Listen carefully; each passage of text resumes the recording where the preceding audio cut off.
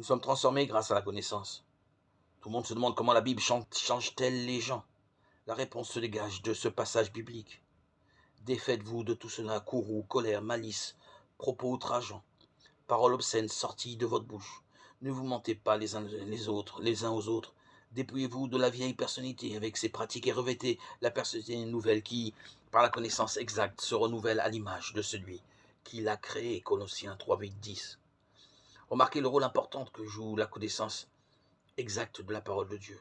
La Bible explique quels traits de personnalité doivent être éliminés et ceux qu'il faut cultiver.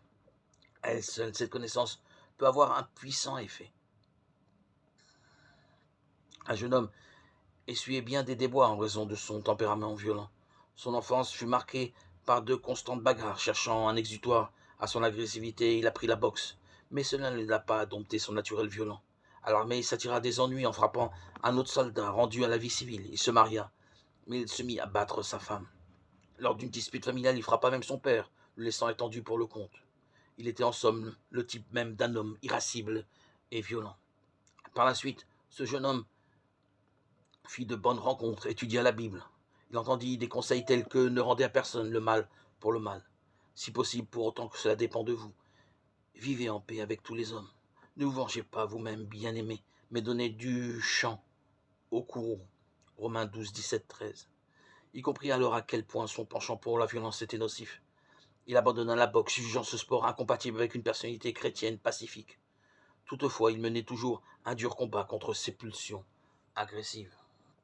Une plus ample connaissance des principes bibliques lui fut néanmoins inutile.